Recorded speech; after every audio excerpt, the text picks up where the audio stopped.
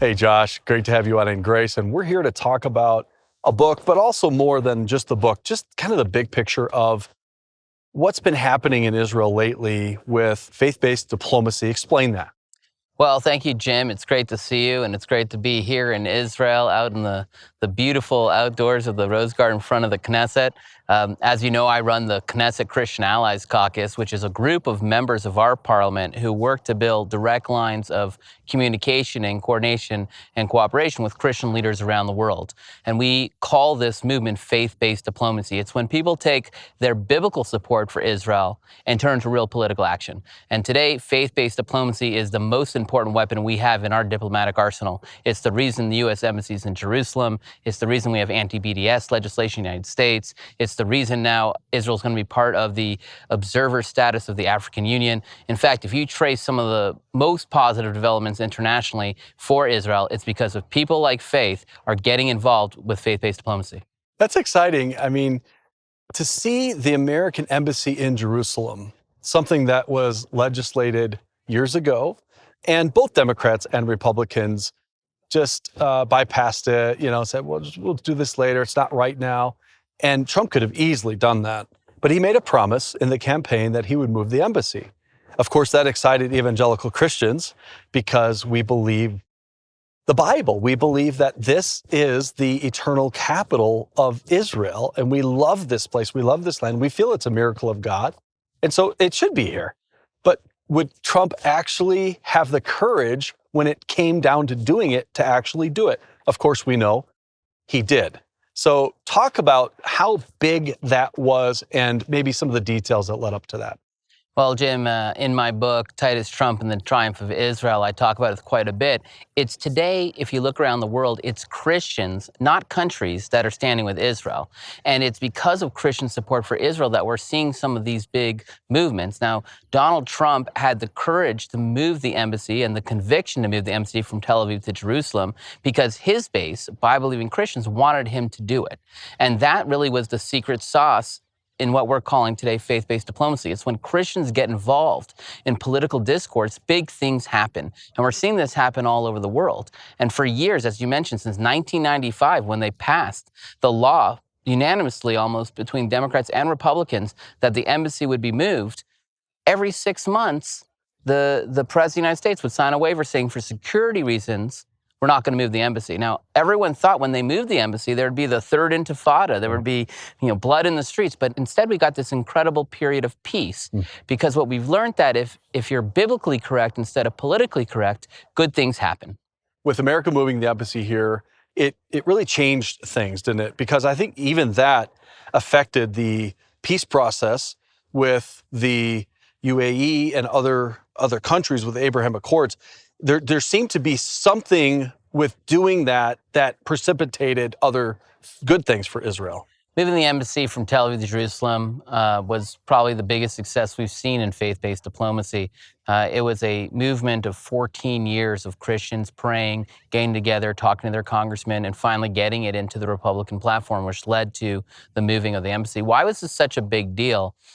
People have to understand, but people follow symbols. The Cold War with Russia was over when the Berlin Wall fell. The war in Iraq was over when the Saddam Hussein statue came down.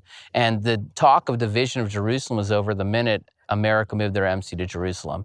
And I think that for a lot of people, they were worried that this would cause violence or, Arab countries to attack. But the minute they took Jerusalem off the table, then there was this calmness and there was a feeling that there actually could be peace. And that's exactly what you just said. It led to peace with the UAE and Bahrain and Morocco and all these countries that were holding out to see what's going to happen with Jerusalem. Finally said, okay, that's not an issue anymore. We need to sit with Israel and see how we can work together. In your book, Titus, Trump, and the Triumph of Israel, you led with Titus. And obviously Titus would be a name, I think, that would be anathema around here. It should be. I know that when people are in Rome and they see the Arch of Titus, Jewish people and myself will put our backs to it or, disrespect it because what he did and what happened to the Jewish people then and before then and after then has been awful. So speak to that. Speak to just worldwide hatred for the Jewish people. And I'm not asking you why that is, but I guess I'm asking you more about that.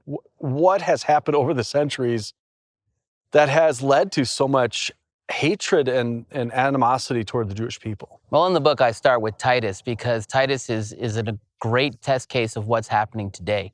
Titus said when he destroyed the Second Temple, that was the end of the Jewish people. That was the end of the covenant between God and Abraham, that he beat the people of Israel.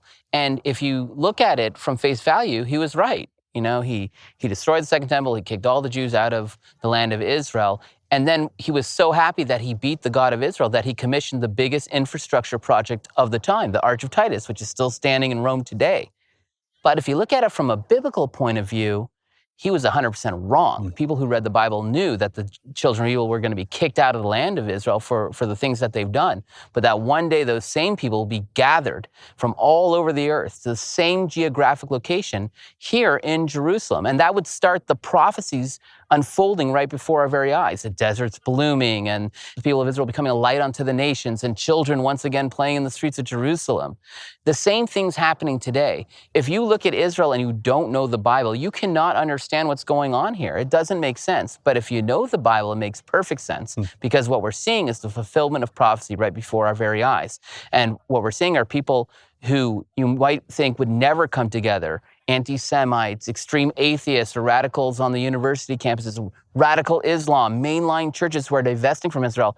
They have nothing in common except one thing, their hatred of Israel, and they're coming together to fight those who love Israel, people who believe in Judeo-Christian values, people who believe in the God of Israel. And that all has been foretold. And so when you see this land through the eyes of the Bible, everything makes sense. But if you don't, you could be confused like Titus and say, hey, maybe Israel won't be here tomorrow, so we have to come up with a different plan. Well, that's obviously not the case. And the Roman Empire has fallen, and the Philistines are gone, but here are the Jewish people. It's a testimony that the Bible is true, that the promises of God are real. And how do Christians get it wrong, though? Because not every Christian is pro-Israel, pro-Zion. I am. All of my friends are, but some aren't. And I think that leads back to two problems. One, they've blamed the Jewish people for killing Jesus. Of course, we know that Jesus died willingly, a willing sacrifice for our sins. So in essence, I killed Jesus. I'm a sinner. That's why he died. So it's blaming the Jewish people for that, which is wrong. And two, it is saying that God has replaced Israel with the church. So replacement theology. I see that. You probably see that. I think I read that in your book, that you see those as problems of why not all Christians have the viewpoint of evangelicals for love of Israel. Well, I think we're seeing a split in the church. There are churches that would believe in covenant theology, that God made a covenant with Abraham, that it's an everlasting covenant, that the church is grafted into that covenant. And then there are churches that say, no, that covenant between God and Abraham is over. That's done with. And now the covenant is with the church. And sure, Jerusalem was a good place at one time, but now we got Rome. What do we need Jerusalem for? And I think that's where you're seeing the great divide in who stands with Israel and who doesn't, to just give it a simplistic outlook. Obviously, there are pockets of anti-Semitism and different things in all denominations, but it's that great divide between those who believe in the covenant between God and Abraham as an everlasting covenant and those who believe that they replaced the covenant. And as God is fulfilling his covenant with Israel, as God is rebuilding Jerusalem, as God is fulfilling those prophecies, the mainline churches that believe in replacement theology, their numbers are going down. Their people are saying, wait a minute, well, I thought you said that there was no Jerusalem and that God was done with the Jewish people. Why is God standing with his people? Why is Israel the startup nation? Why are they a light unto the nations? Why have they allowed the desert to bloom? And to the fact that you can look at a satellite map and see the borders of Israel, because on one side it's green, on the other side is desert. As people start questioning, why is their church doctrine that they've replaced Israel when obviously God has a plan for Israel? You just have to turn on the news and see it. I think you're seeing a pullback of those churches from Israel. So you get this absurd situation that there are churches that are divesting from Israel. They're pulling their money out of Israel, not Syria, which is 2.5 hours drive from here, where if you're Christian, you either have to convert to Islam, pay 13 ounces gold protection money, which most people don't have, or be beheaded. Not there, that's fine. Israel, where they only have rights where they have rights for all Christian denominations, clergy visas, and operation without impunity. The Knesset is built on land owned by the Greek Orthodox Church. We pay them rent. They're divesting from the one place they have freedom, and it looks absurd from a practical point of view, but from a biblical point of view, it makes perfect sense, because you can't teach your children that the covenant between God and Abraham is over when God is fulfilling his covenant right before their very eyes. Josh, the Bible talks about a blessing for those that bless Israel and a cursing for those that curse Israel. My belief is that's one of the reasons America has been blessed, because not always have we done the right thing with Israel. In the Holocaust, we turned away, Jews, but we did recognize Israel right away in 1948. And we have close partnership with Israel, helping you militarily, and I think you helping us too with technology. Do you see that the truth of that promise in the Bible of blessing and cursing for those that love or don't love Israel? I think you can look through history in the last 2,000 years and see that every nation that cursed Israel, that came about against Israel, is gone. The Mesopotamians, the Babylonians, the Romans, the Nazis, they're all gone. And so the curse is very real, and the blessing is very real as well. Now, I believe that America is not only blessed because of their stand support with Israel, but also because it's the only other country founded on Judeo-Christian values. Yes. The American presidents, you can go back 30 years, have always said our greatest ally, Israel. Why? Why isn't our greatest ally England, or our greatest ally South Korea, or our greatest ally Brazil? It's always our greatest ally Israel. And the reason is because we're the only two countries in the world that were founded on those shared Judeo-Christian values. And that's where our blessing comes from. But I also think there's an individual blessing. I've seen it in people's lives when they stand with Israel as individuals, as families, when they do something with Israel, when they speak out for Israel, and they support Israel. They're definitely blessed. And we see that all the time. And it's just part of how God works. And it makes sense, because God wants you focused on Israel. He wants you focused on Jerusalem. So how does he get you to focus? He puts your time and your treasure into Israel. It's your support of Israel through standing with Israel, for speaking for Israel, for financial aid for Israel. But it's also the reason why God says, pray for the peace of Jerusalem, because it's your prayers for Israel. It's standing and aligning yourself with Israel so you can see what God is doing right before your very eyes. Those that don't like Israel also don't like the United States. You have countries like Iran and other places, and you have anti-Semitism in the world everywhere. Talk about that for a minute, the real evil that's out there today, and if we ignore it, it's not going to go away. It's actually going to recreate some of the horrors that have happened in the past. Of course, it's no coincidence that Iran calls Israel the little Satan and America the big Satan. We're just the tip of the sword. We're right here. All right, but we're just the first line of defense. The real prize is coming after America and Western Europe. I mean, that's what they want to do. They want to wipe out not just Judeo-Christian values from the world, but Christianity as a whole. And today, it's Christians, not Jews, who are being slaughtered across the world. The big genocides are Christians in Northern Africa, and Christians in Asia, and Christians in the Middle East. Christians are being killed just for the fact that they're being Christian. And I know there's not a lot of talk about it on the media, but every day, thousands of people are killed just for being Christians. And so there really is this jihad against America. It's not against Israel. And that's why it's so important to stand with Israel. The only place America can land a plane in the Middle East from a practical point of view is Israel. They say Israel's the largest army base for America because we have your back here. And so this fight against Iran and them developing nuclear weapons is not an Israel issue. It's a world issue. It's a Western world issue. And that's why it's just so disappointing that the Biden administration is doing everything to let them off from the sanctions, to go back to the deal, even though they know they have no intention of keeping it. So the organization, I think it was 2004 that you helped start, the Knesset Christian Allies Caucus. Since you have had that going and you have had a lot of success with that, a lot of members of Congress, parliaments around the world are now connected with Knesset members.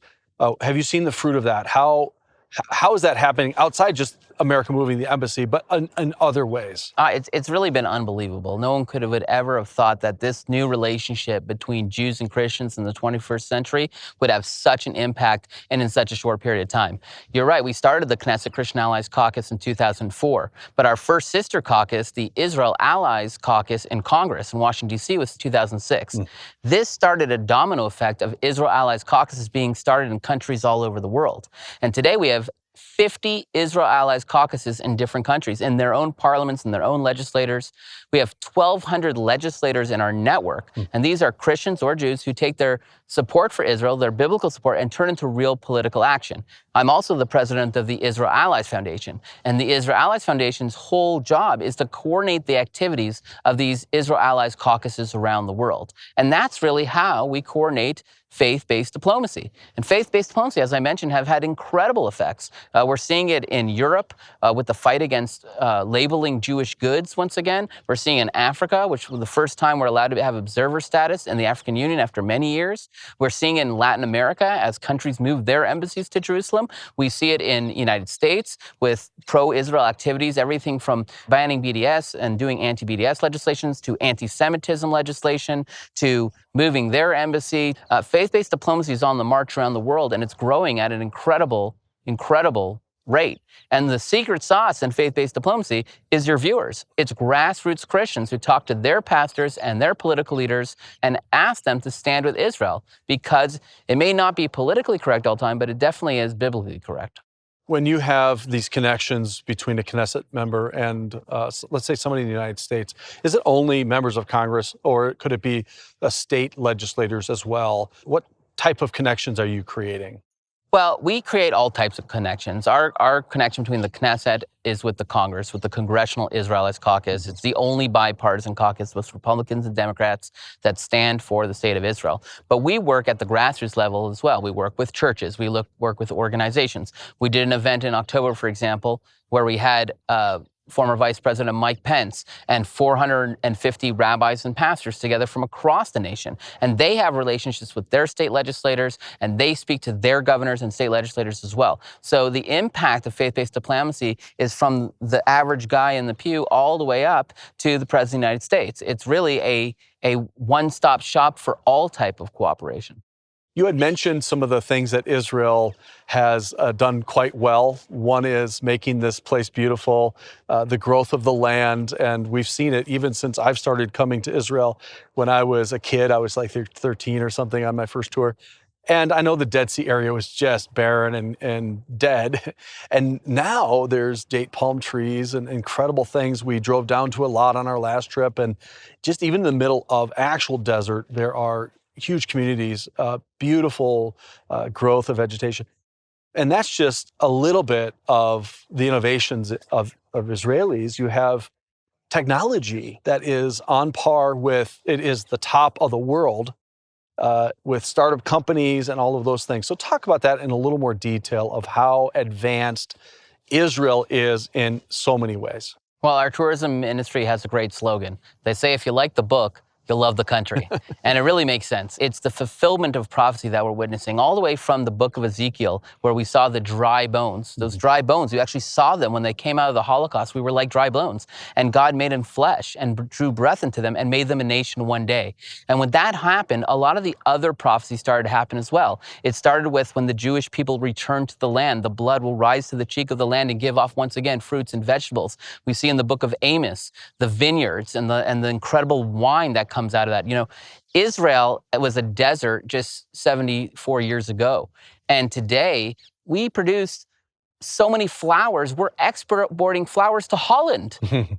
We are producing 70% of our fruits and vegetables in the sand. We've become a light unto the nations through our technologies.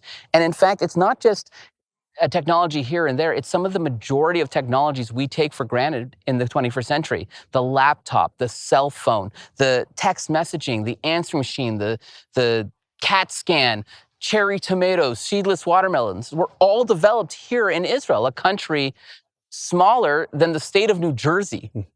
In fact, in the last year, in 2021, we have more unicorns. Those are privately held companies worth more than $1 billion than all of Europe combined. We are really the startup nation, and that's the fulfillment of the prophecy of being a light onto the nations. And we're seeing all these prophecies being fulfilled before our very eyes. But this is how God is showing the world that the Bible isn't a storybook. It's true. It's real. And it's happening right here. You just have to come to Israel and feel it for yourself. Just like you mentioned, you were on a tour group and you saw this happen and that happen. It's really the stories of the Bible coming alive. So you grew up in the United States and then Canada. Did you always look at Christians in a favorable light? I know evangelicals love Israel, but did you always know that? Did you always feel that? Well, I grew up in Dallas, Texas, and a lot of my neighbors were Bible-believing Christians, and they loved Israel. I went to Jewish school, and I was in the Jewish school system, so I don't know how much of that I knew about. I grew up learning Torah. I learned the Bible, and I studied it from a very young age. In Judaism, you start at age 3, and then when you're 13, you become a man, and then you're on your own. And so I went through that process, and so I always knew what was going on with the Bible. I always knew what God is doing in Israel. My focus was always on Israel. My grandparents were Holocaust survivors, so I knew not just spiritually, but practically, we need a nation of our own where we can defend ourselves. But I didn't know that there were hundreds of millions of people that believe in these things as I did, that there were Bible-believing Christians who believed that God is doing this in Israel just like me. And so for me, it definitely was an adjustment to understand that. So what is your hope for the future, let's say in the next 5 or 10 years, with the work that you're doing, and just even for the advancement, the prosperity, the peace of this nation? Well, I think that if you look at faith-based diplomacy, even though we've had tremendous success over the last 5 years, it's still in its infancy. And there's still more countries, there's more people that need to come on board. If you look around the world today, Africa and Latin America are really leading the charge. There are more Bible-believing Christians in those two continents than anywhere else around the world. We're seeing it also in China, we're seeing it in India, in places like that, in Eastern Europe. So there are these pockets of countries where Christians are starting to understand that they need to stand with the state of Israel, and they're turning that into real political power. So I believe that as the years go on, Christians and Jews will come together more, even tighter. And I talk about it in the book, Titus Trump and the Triumph of Israel. If you read the book, the whole last 2 chapters is what's the future of faith-based diplomacy. And I think I try to lay out where are we heading from today. Let me ask you, as we end the interview, the miracle of this nation even being here.